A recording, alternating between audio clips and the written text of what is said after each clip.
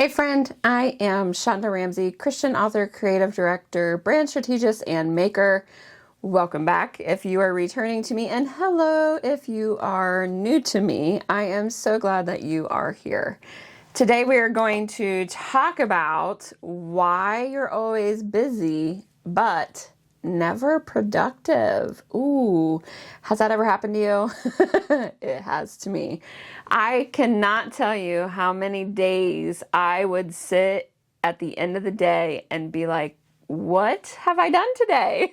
Literally nothing, right? You think that you do, and you have your very best intentions, but sometimes life just be lifing. You just cannot get it done. So we're going to kind of talk about activity versus progress first. So activity is something that you're doing, right? It's you sit down and you write up your to-do list, and it has all these activities that you know you need to do. And so you do them one after one after one after one. But the question is, are you making progress by doing the activities that you are setting for yourself to do?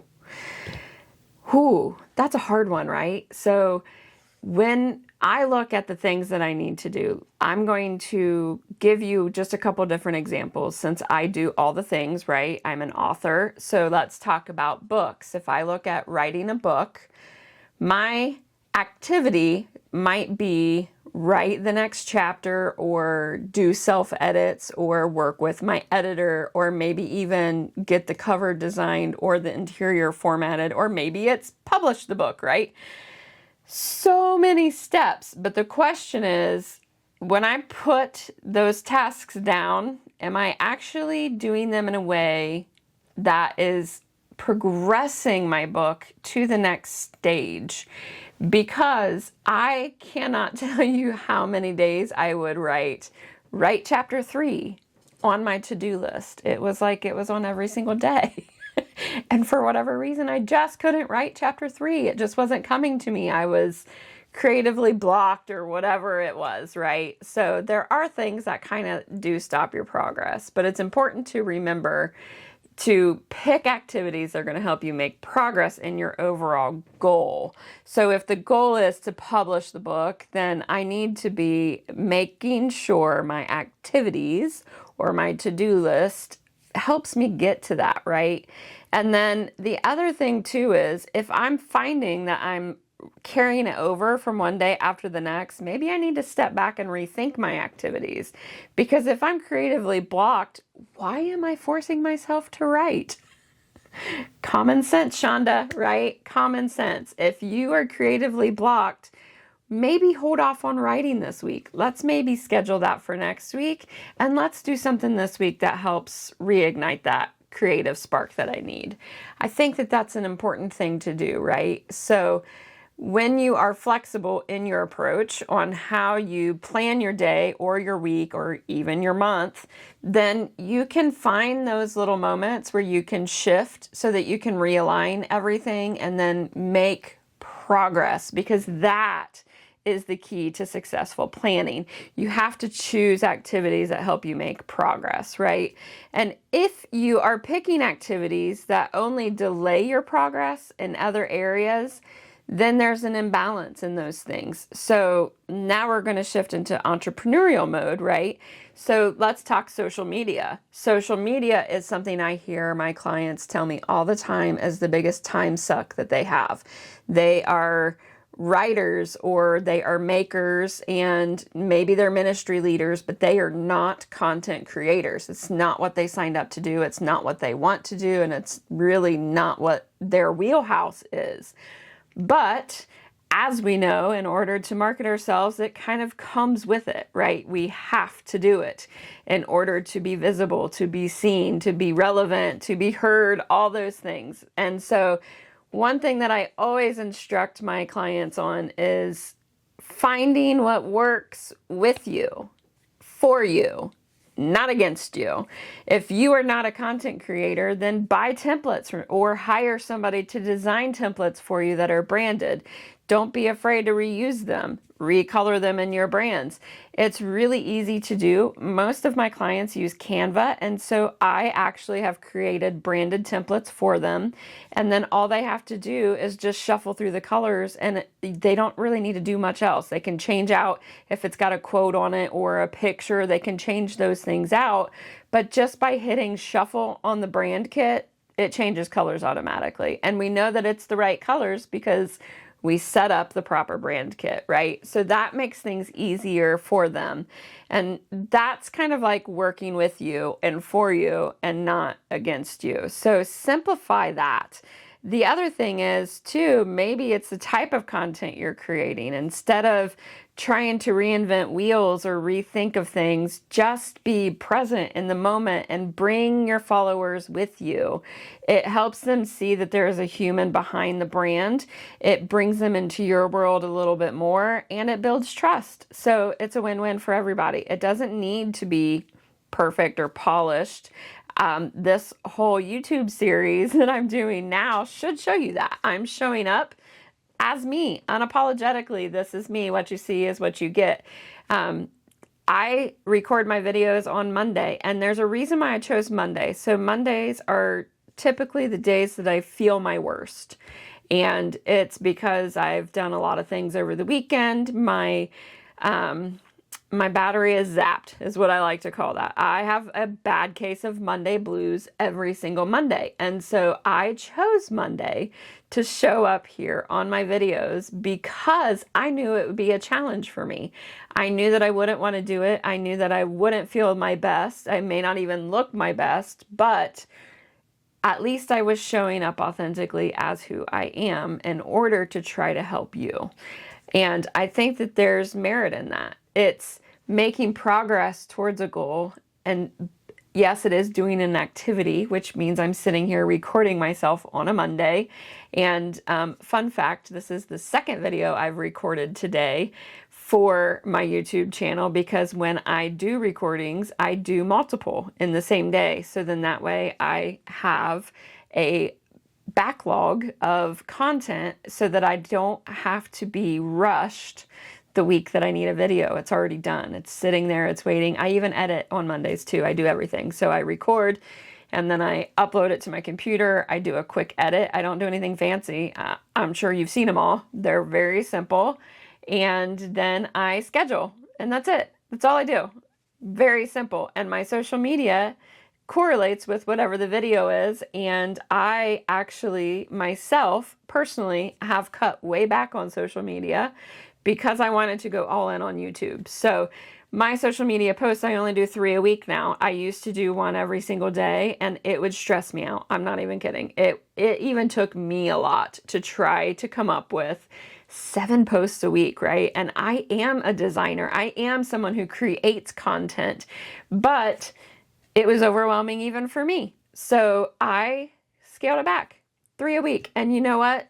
My engagement is actually up substantially from when I was doing 7 a week. And so that's just kind of where I've resided. It's a place that has helped me cut back my activity in order to make progress. And by doing that, it has also freed up my time so that I can then write chapter 3 that I can't write, right?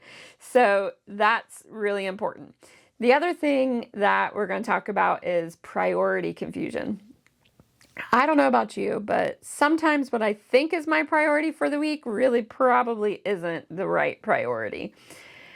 I like to really just kind of sit down every Monday and look at my week as a whole and see, okay, the first thing I do is, do I have any appointments this week that I need to put in, whether it's personal appointments or client meetings or anything like that. I put all of those on my weekly planner.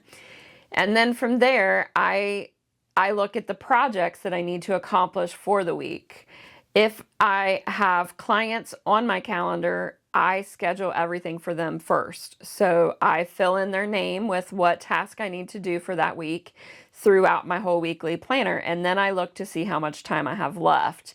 And that's when I start to kind of layer in my own things. Now, I know that I am unique and I have a unique situation and circumstance. I do this full time. So I am running a business, a brand, and I am authoring books full time. 3 things. I'm doing this full time. That is what I do.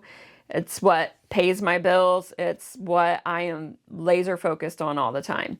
I also do not have children. And so therefore, my 24 hours look far different than what yours might because I don't have children. And I think that it's important to always remind you of this because what I'm doing may look unattainable to you. And it's because circumstances change what you can do versus what I can do. There's nothing wrong with that. There's nothing wrong with you. There's nothing wrong with the way I do things. It's just we adapt to do things the way that we can to fit our own lifestyles. And so what you have to do is find what fits your lifestyle. And part of that is prioritizing. So you have to look at what your biggest priority is for the week. Now, I'm not talking your biggest goals. If your biggest goal is to make money, then that's not really a priority. You have to make your tasks that help you make money the priority. So if you're a service-based entrepreneur, that's going to look like client work or getting new leads. Those are going to be your priority because you need to get that going so that you can fulfill your goal of making money that week. If you're selling product, whether it's a book or something you made, same concept. You want to prioritize activities that are going to help put you in a position to make money. And that's, friend, it's not social media. I'm just going to be honest with you. It's going to be hitting the pavement. You've got to get up and go do things. It might look like, if you're an author, for instance, you might have to go to bookstores that are within an hour radius of you and trying to get your books on their shelves. It might look like signing up for an event and working on the weekend to try to get new readership, right? It's all these things that get you there, and are different than just sitting at your desk behind a keyboard day in and day out doing the same thing but not getting anywhere. So prioritize tasks that actually help you get to your goal and do it in a way that is smart and helpful for you and your goal, because we often confuse being productive or being busy with being productive.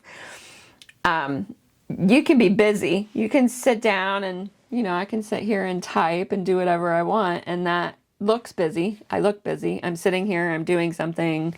Therefore, I must be busy. But if my priority is not where it needs to be, then I just spent hours on a project that really should have been at the lower end of my list.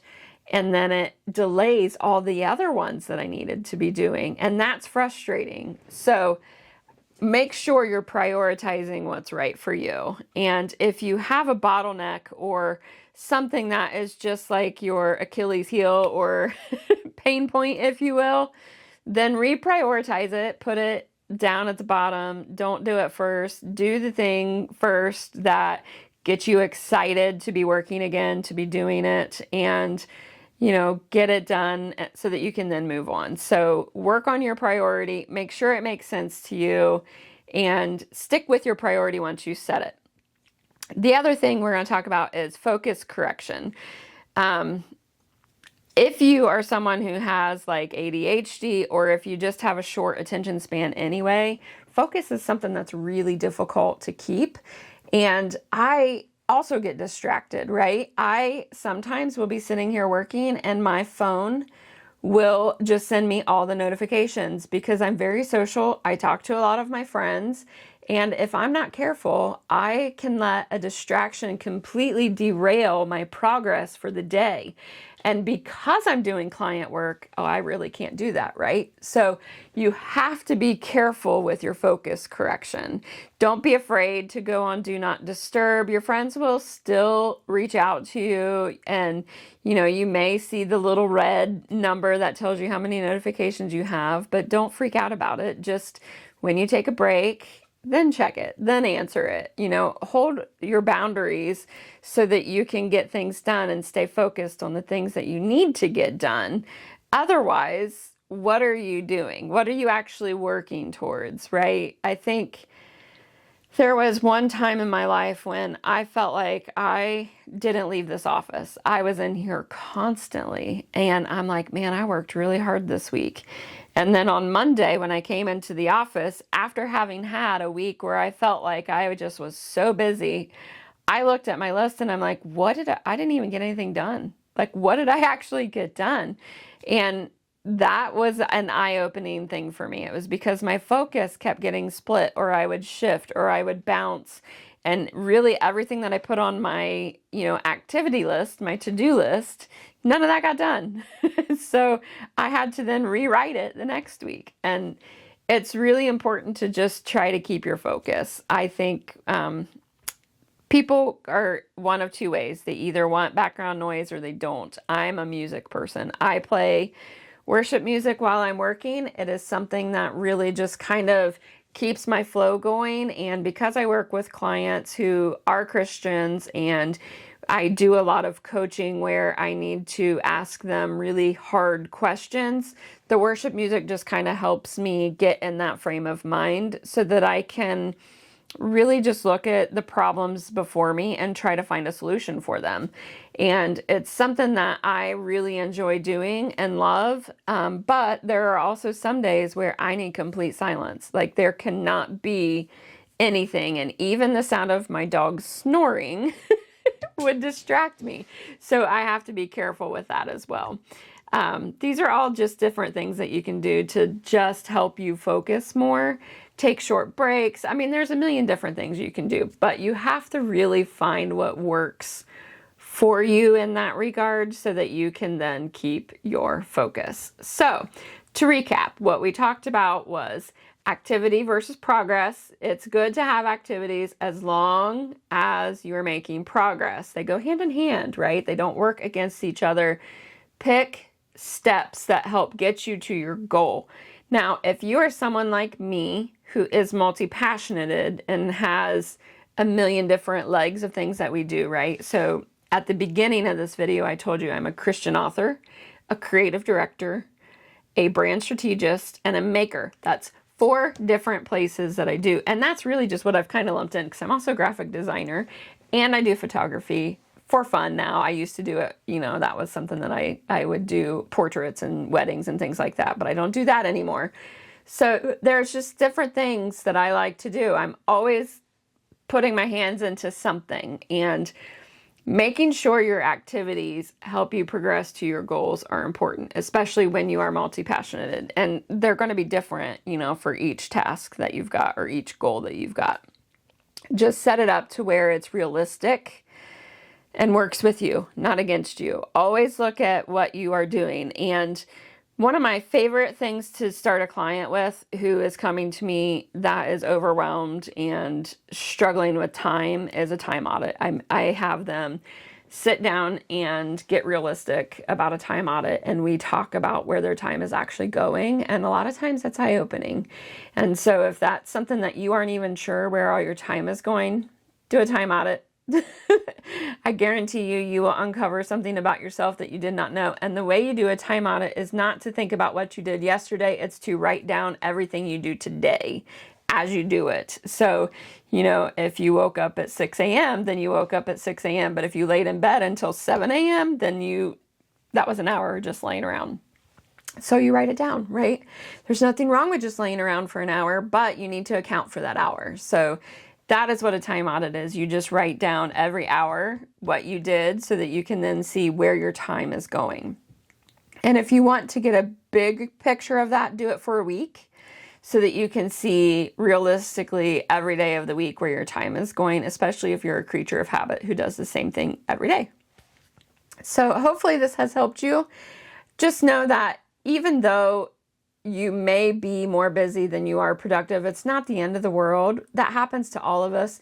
There are some projects I do that everything that could go wrong will go wrong. And so those days I am more busy than I am productive, because at the end of it, what I did ends up being completely scrapped, right? And so then it's easy to feel like you've wasted a whole day. But friend, let me tell you, God never wastes a day. There is never a wasted moment. So do not think of that as something wasted. Look at the lesson within it and then use that in your planning to help you reach your goals of being more productive. All right, friend, until next time.